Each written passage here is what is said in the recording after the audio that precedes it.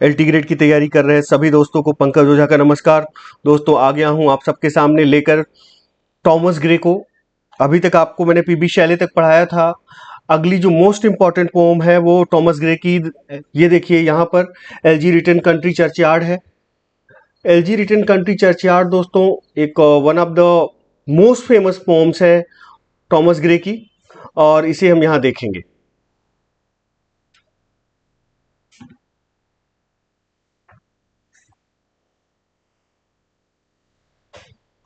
ये LG written country churchyard,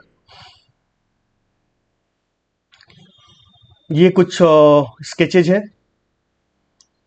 आइए Thomas Gray पर आते हैं, देखते हैं कुछ बेसिक फैक्ट्स थॉमस ग्रे के बारे में।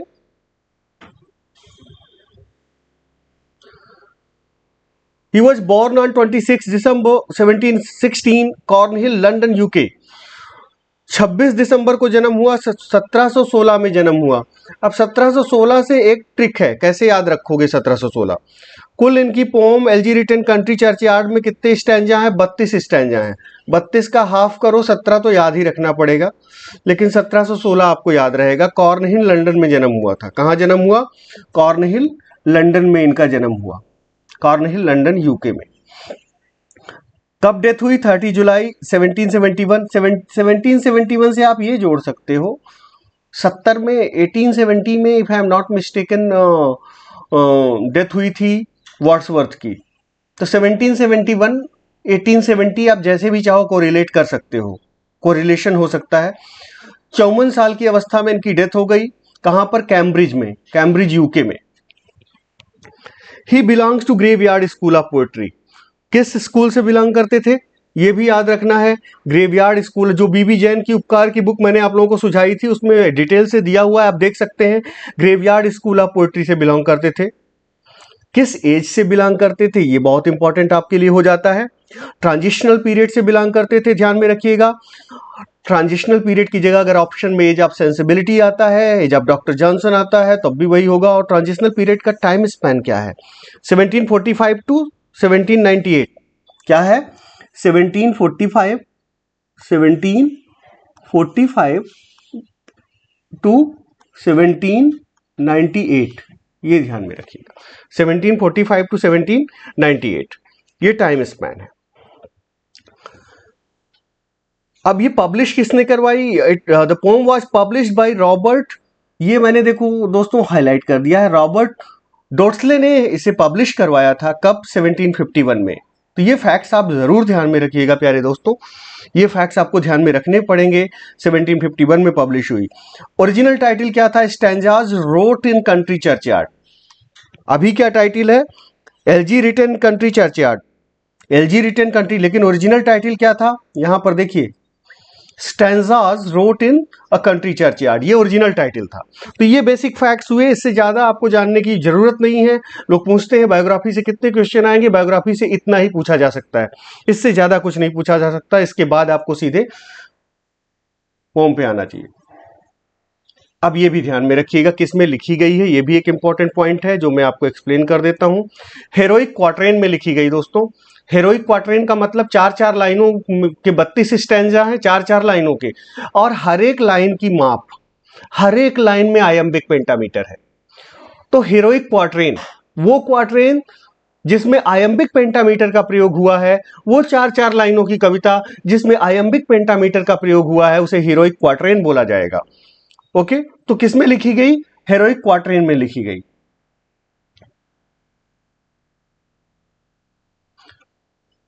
यहां पर कुछ चीजें हैं जो मैंने लिख रखी है, आपको समझा देता हूं, जो कि इंपॉर्टेंट पॉइंट्स मुझे लगे। यहां से देखिए दोस्तों, elegy written country churchyard is British writer Thomas Gray's most famous poem. Most famous poem है, पूछा जा सकता है कि मोस्ट फेमस पोम कौन है। 1751 में पब्लिश हुई। I already told you the poem speaker calmly mulls over death while standing in the rural graveyard in the evening. Graveyard में खड़े हुए हैं और विचार कर रहे हैं। किस पर विचार कर रहे हैं? डेथ पर, मृत्यु पर। Taking stock of the Graves he reflects that death comes for everyone. विचार करते हैं। रिफ्लेक्ट मतलब दोस्तों क्या होता है? एंटोनिम सिनोनिम के लिहाज से भी याद रखिए कुछ चीजें जो मैं बताता जाऊं। रिफ्लेक्ट मतलब होता है दोस्तों विचार करना किसी भी चीज पे, कंटेम्पलेट करना। रिफ्लेक्ट मीन्स विचार करना या कॉन्टेम्पलेट करना या कंसीडर करना या थिंक ओवर करना या मल्स ओवर करना। यहां पर एक वर्ड और बहुत सुंदर सा है, तो reflects that death comes for everyone in the end, यहां पर आते हैं दोस्तों। And notes that the elaborate tombs of the rich won't bring their occupants back from the dead. चाहे जितना बड़ा टूम बनवा लीजिए, कितनी बड़ी भी ग्रेवयार्ड बनवा ली, अपना एक कब्रिस्तान बनवा लीजिए या कब्र बनवा लीजिए, कोई फर्क नहीं पड़ता, it doesn't make any difference. He also commemorates, फिर से ध्यान रखिएगा सिनोनिम के लिहाज से, कमेमोरेट मीन्स रिमेंबर करना, किसी चीज को याद करना। बहुत सारे लोग जिन्हें मालूम होगा वो ये ना समझें कि ये वेस्ट ऑफ टाइम है। बहुत सारे हमारे भाई बहन या दोस्त ऐसे हैं जिनको सिनोनिम एंटोनिम या वोकैब की बहुत सख्त जरूरत होती है। उसके लिए I will keep on repeating the meaning of difficult words, और उसका सिनोनिम क्या है ये भी मैं बताऊंगा, क्योंकि धीरे धीरे मैं ग्रामर के भी मोड में आ रहा हूं और ग्रामर भी पढ़ाऊंगा, तब बिल्कुल मुझे फुल सेटिस्फैक्शन मिलेगा। और ग्रामर का मतलब फिर वोकैब भी मैं पढ़ाऊंगा। तो वोकैब की शुरुआत ऐसे ही हो गई है, अब वोकैब में व्यवस्थित रूप से भी पढ़ाऊंगा। Commemorate means remember the common folk. यहां पर कॉमन, इस एलजी में कॉमन लोगों पर लिखी गई एलजी है, कॉमन फोक पे। बरीड इन द चर्चयार्ड, जो कि उस चर्चयार्ड में दफनाए गए हैं। By imagining the lives they might have lived had they been born into better circumstances। जहां पर विचार करते हैं कि जो लोग हैं, गरीब लोग हैं, यहाँ दफनाए गए हैं, क्या ये बेटर सर्कमस्टांसेज में, बेहतर परिस्थितियों में जन्म लेते तो वो बहुत अच्छा कर सकते थे, लेकिन वो उनकी जिंदगी का बहुत बड़ा पार्ट बेसिक एमिनिटीज को पूरा करने में ही चला गया। And considers the benefits of anonymity, और कुछ बातें बताते हैं कि एनोनिमस रहने का, गुमनाम रहने के भी कुछ फायदे हैं, उसको भी बताते हैं यहां पर इस एलजी में। अब पोम एंड कहां होती है ये भी मैंने लिख दिया, जो कि स्टार्टिंग और एंड को याद रखना बहुत जरूरी है। इमेजिन्ड एपिटाफ, अपना इमेजिन्ड एपिटाफ बताते हैं, उससे पोम एंड होती है। ये पॉइंट हो गए दोस्तों, आई होप आपको समझ में आए होंगे। Elegy written country churchyard by Thomas Gray. अब लाइन टू लाइन हम एक्सप्लेनेशन पे चलेंगे, दो दो स्ट्रैंजा बताते हुए चलेंगे ताकि आपको बोझिल ना लगे, क्योंकि बहुत जरूरी है कि आपको चीजें जो बताई जा रही हैं वो बोझिल ना लगे। वैसे ये भी एक फैक्ट याद रखिएगा, तो प्रोग्रेस ऑफ पोएसी भी टॉमस ग्रे द्वारा लिखी गई है, जो कि पिंडारी कोड का एग्जाम्पल है।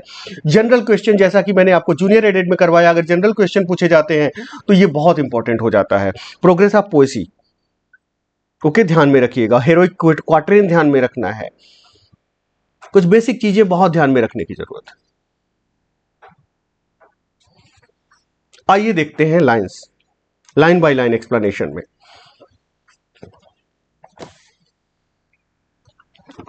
एलजी रिटन कंट्री चर्चयार्ड कहा गया, तो एलजी क्या है, जूनियर एडेड में भी आया है। LG is a poem of morning, तो एक तरह के शोक गीत होता है। और यहां पर कुछ देखिए और जो वर्ड्स है मैं बताए चलता हूं। चलिए पहली लाइन से शुरू करते हैं। पहले the curfew tolls the knell of parting day, ये लाइन आप देखिए दोस्तों। The curfew tolls the knell of parting day. Rhyming scheme देखिएगा, यहां पर डे, वे, ली, मी, तो A B simple rhyming scheme है। ए बी ए बी, ये राइमिंग स्कीम है। और कहने का मतलब यहां वाला ए, फिर देखिए यहां वाला ए मिलता है ना, इसलिए इसे ए मैंने मान लिया। डे, वे, ये वाला ली, मी, ये राइम कर रहा है, तो ये वाला बी हो गया। ए बी, ये राइमिंग स्कीम है। The curfew tolls the day knell of parting day, तो कर्फ्यू क्या है, इसका मतलब इवनिंग बेल से है। संध्या के समय जो घंटी बज रही है उसे कर्फ्यू बोला गया है। ओके दोस्तों, टॉल्स मतलब बजती है, कर्फ्यू मींस बेल, जो घंटी है, टॉल्स मतलब बजती है। नेल क्या है, उस घंटी का की ध्वनि है, sound of a bell. Knell क्या है, उस घंटी की जो ध्वनि है उसे नेल कहा गया है। ठीक है, कंफ्यूज मत होइएगा। पार्टिंग डे मतलब समाप्त हो रहे दिन की। तो यहां पर मतलब ये हुआ दोस्तों कि जो I mean to say the church, अब घंटी कहां बजेगी? गिरजाघर में बजेगी। The church evening bell signals that the day is ending. The church evening bell is signals that the day is ending. जो इवनिंग बेल है, वो जो नेल कर रही है, नेल की आवाज कर रही है, वो क्या सिग्नल कर रही है? कर्फ्यू क्या सिग्नल कर रही है? कि day is parting, the day is ending, evening is approaching. ये ध्यान में रखिएगा कि गांव में चर्च के घंटे में बजने की आवाज बताती है कि दिन समाप्त होने वाला है, या गिरजाघर की घंटियां बजती हैं जिससे यह ज्ञात होता है कि दिन समाप्त हो गया है। यह पहली लाइन का अर्थ हुआ। The lowing herd wind slowly over the lea. The lowing herd wind slowly. अब लोइंग हर्ड मतलब जो आवाज करते हुए, रंभाते हुए, जो हर्ड है, जो पशुओं का झुंड है। वाइंड मतलब होता है दोस्तों, यहां पर जो वाइंड वर्ड आया है उसको ध्यान में रखिएगा। वाइंड का मतलब होता है धीरे धीरे चलना। स्लोली का मतलब भी हुआ धीरे धीरे चलना। ओवर द ली, ली का मतलब क्या हुआ? जो बेटा, ली का मतलब होता है जो ग्रास लैंड होता है, जो घास का मैदान होता है। तो लोइंग हर्ड जो रंभाते हुए पशु हैं, उनका जो झुंड है, हर्ड मतलब झुंड, लोइंग हर्ड रंभाते हुए मतलब रंभाना मतलब आवाज निकालना। जो रंभाते हुए पशुओं का झुंड है वो धीरे धीरे कहां से चल रहा है? ओवर द ली, चारागाह पर चल रहा है। जाहिर सी बात है, अपने घर जिसके पालतू पशु हैं उसके घर की, अपने घर की तरफ जाएंगे। तो जो रंभाते हुए पशुओं का झुंड है चारागाह से घर की ओर चलने लगे हैं। The ploughman homeward plods his weary way. जो प्लाउमैन है, जो फार्मर है, होमवर्ड घर की तरफ, प्लॉट्स, प्लॉट्स मतलब वॉक कर रहा है, हिज वेरी वे, वेरी मतलब थका हुआ दोस्तों, वेरी मींस थका हुआ, वे मींस रास्ता। तो क्या रास्ता थका हुआ होता है? नहीं, किसान, यहां प्लाउमैन थका हुआ है। यहां पर द वियरी प्लाउमैन होना चाहिए था। मतलब ये जो वियरी एडजेक्टिव आया है ये कहां होना चाहिए था? प्लाउमैन के पहले होना चाहिए था। The weary ploughman homeward plods his way, ऐसे होना चाहिए था। लेकिन एडजेक्टिव को प्लाउमैन के पहले ना लगाकर कहां लगाया गया है? वे के पहले लगाया गया, थका हुआ रास्ता बोला गया है। तो जब एडजेक्टिव जहां लगना चाहिए वहां ना लगकर अगर एडजेक्टिव कहीं और लग जाता है, या जब एडजेक्टिव का या एपिथेट का ट्रांसफर हो जाता है, तो वहां कौन सी फिगर ऑफ स्पीच होती है? वहां पर ट्रांसफर्ड एपिथेट होता है। और ट्रांसफर्ड एपिथेट को और किस नाम से जाना जाता है? हाइपलेस के नाम से भी जाना जाता है। Transferred epithet is also known as hypallage. भूलिएगा नहीं कि पता लगा ट्रांसफर्ड एपिथेट ऑप्शन में ना आए, हाइपलेज आ जाए और आप कंफ्यूज हो जाइए। तो यहां नहीं, तो तीसरी लाइन में ट्रांसफर्ड एपिथेट है, क्योंकि ये कहा गया है कि जो किसान है, प्लाउमैन है, फार्मर है, वो घर की तरफ धीरे धीरे जा रहा है थके हुए रास्तों से। थके हुए रास्ते नहीं है, किसान थका हुआ है। And leave the world to darkness and to me, थके हुए रास्तों से जा रहा है, और and leave the world to darkness and to me. और चूंकि ये सब लोग अपने घर चले गए हैं, बचा कौन है? कब्रिस्तान में अंधकार तथा कवि के अलावा कोई नहीं है। जो कब्रिस्तान में है वो कह रहा है and leaves the world to darkness, संसार जो है अंधकारमय हो गया है, और कवि कह रहा है एंड टू मी, और मैं भी अंधकारमय हो गया हूं। कहने का मतलब कब्रिस्तान में कौन कौन बचा? अंधकार और कवि, दो ही लोग बचे हैं। बाकी सब लोग अपने अपने घर की तरफ जा रहे हैं या चले गए हैं। फिर से देखते हैं दोस्तों, the curfew tolls the knell of parting day. जो कर्फ्यू मतलब मैंने बताया था, अब याद होना चाहिए, बार बार नहीं दोहराऊंगा। कर्फ्यू मतलब इवनिंग बेल, टॉल्स मतलब बजती है, नल मतलब उसकी बजने की आवाज। अब देखिए जहां पर साउंड मीनिंग सजेस्ट करता है कौन सा फिगर ऑफ स्पीच होता है? पहली लाइन में कौन सा फिगर ऑफ स्पीच होगा? ऑनोमोटोपोइया होगा। देखिएगा गूगल करके, नहीं तो हर एक बुक में दिया हुआ है ऑनोमोटोपोइया।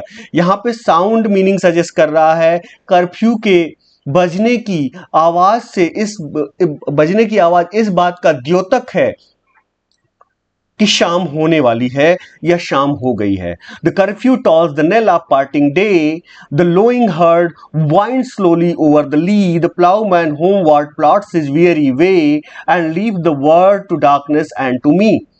ये टोटल लाइन हुई।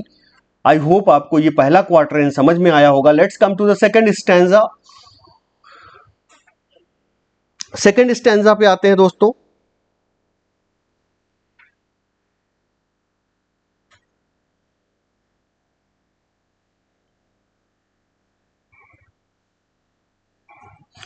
Now fades the glimmering landscape on the sight. Now fades the glimmering landscape on the sight, and all the air a solemn stillness holds, save where the beetle wheels his droning flight, and drowsy tinklings lull the distant folds. Now fades the glimmering landscape on the sights. जो glimmering landscape है, glimmering मतलब क्या हुआ दोस्तों, यहां जो glowing, जो चमकने वाला लैंडस्केप है, जो अभी तक चमक रहा था सूर्य की रोशनी से, जो ग्लिमरिंग था, ग्लिमर कर रहा था, वो अब कैसा हो गया है, फेड हो रहा है। फेड होने का मतलब यहां पर क्या है, आंखों से ओझल हो रहा है धीरे धीरे। अंधकार की वजह से जो टेरेन है या जो लैंडस्केप है वो आंखों से ओझल हो रहा है। जो कि ग्लिमरिंग है, जो कि चमक लिए हुए था सूर्य की रोशनी में, अब क्या हो रहा है, शाम की वजह से फेड कर रहा है, आंखों से ओझल हो रहा है, फेड कर रहा है। ऑन द साइट मतलब व्यू से हट रहा है। अंधेरा होगा तो जाहिर सी बात है चीजें नहीं दिखाई देंगी, लैंडस्केप नहीं दिखाई देगा, वो टेरेन पूरा का पूरा नहीं दिखाई देगा। And all the air solemn stillness holds, and all the air, air का मतलब दोस्तों यहाँ एटमॉस्फेयर से है, पूरे माहौल में। सोलेम मतलब सीरियस, स्टिलनेस मींस शांति, होल्ड्स, और पूरे माहौल, जो पूरा का पूरा माहौल है कैसा हो गया है, भयावह शांति से व्याप्त हो गया है या गंभीर शांति से व्याप्त हो गया है। सोलम स्टिलनेस होल्ड्स, बहुत ज्यादा शांति छा गई है पूरे के पूरे माहौल में। ओके, ध्यान दीजिएगा इस बात का।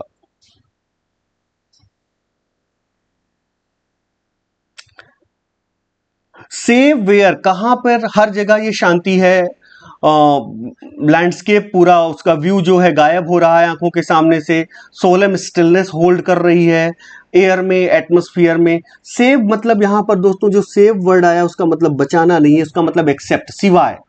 कहां पर ये शांति भग्न हो रही है, कहां पर शांति नहीं है, where the beetle wheels his droning flight, कहां पर, जहां पर जो बीटल है, जो बीटल नाम का एक इंसेक्ट होता है दोस्तों, को रात्रि में आवाज करता है, तो जहां पर जो ये बीटल है उसका जो गुंजन है, beetle wheels his droning flight, वो उसके गुंजन से जो आवाज आ रही है। Save where the beetle wheels his droning flight, जो बीटल के गुंजन होने से आवाज आ रही है वहां पर इतनी शांति नहीं है। जो बजिंग साउंड है, उड़ने की, फ्लाइट की, फ्लाइट मतलब उड़ने की, बीटल के उड़ने की जो बजिंग साउंड है, ओके, वहां पर ये शांति नहीं है जिस सोलम स्टिलनेस की बात करते हैं। सेव मतलब मैंने बताया आपको सिवाय, एक्सेप्ट, वहां पर ये शांति नहीं है। और कहां ये शांति नहीं है, एंड ड्राउजी टिंकलिंग लल द डिस्टेंट फोल्ड्स, और जो टिंकलिंग है घंटियों के, जो कि पशुओं के गले में घंटी बांध दी जाती है कई बार, ताकि वो थोड़ा सा जब इधर उधर मुंह हिलाते हैं तो घंटी बजती है। तो जो एक पशुओं के रहने का स्थान है वहां पर जब ये पशु थोड़ा सा भी अपना सर हिला रहे हैं तो कैसी आवाज हो रही है, चूंकि सो रहे हैं इसलिए ड्राउजी कहा गया है। टिंकलिंग मतलब आवाज आ रही है टिंकलिंग की। लल द डिस्टेंट फोल्स, अब लल, ये ड्राउजी जो टिंकलिंग है, ऐसा लग रहा है जैसे उनके लिए लोरी का काम कर रही हो, उन्हें सुलाने का काम कर रही हो। डिस्टेंट फोल्ड्स, दूर कहीं पर जो ये घंटियों के, पशुओं के गले में जो घंटी है उसके बजने की आवाज आ रही है, और ऐसा लग रहा है कि उस घंटी के बजने की आवाज कैसा काम कर रही है, उनको नींद में लाने में, नींद दिलाने में मदद कर रही है, लल कर रही है, इंड्यूस कर रही है उनमें स्लीप, ये घंटियों के बजने की आवाज जो कि उनके गले में पड़ी हुई है। तो दोस्तों ये 8 लाइनें मैंने टोटल एक्सप्लेन की, 2 क्वार्टरेन एक्सप्लेन किए या 2 स्टैंजा, टोटल 32 स्टैंजा हैं। नेक्स्ट में मैं कोशिश करूंगा ज्यादा आपको इलाबोरेट करूं, 2 से 3 स्टैंजा या 4 स्टैंजा। फिलहाल इतना ही। इसमें बायोग्राफी के जो बेसिक फैक्ट्स हैं वो देख लीजिएगा ध्यान से, और ये 2 स्टैंजा मैंने एक्सप्लेन किए हैं इनको ध्यान से देख लीजिएगा। एक बार फिर से देख लेते हैं। दूसरा जो स्टैंजा है, now face the glimmering landscape on the side. Glimmering जो चमक वाला या ग्लिमर करने वाला लैंडस्केप है, जो भूभाग है, वो अब साइड से हट रहा है। क्यों फेड हो रहा है, ओझल हो रहा है, क्योंकि अंधेरा हो रहा है। And all the air is solemn stillness hold, पूरे हवा में, पूरे माहौल में, एटमॉस्फेयर में एक गंभीर शांति छा गई है। Save where the beetle wheels his droning flight, वो सिवाय उन जगहों के जहां पर बीटल नाम का जो इंसेक्ट है अपनी बजिंग साउंड निकालता है उड़ते वक्त।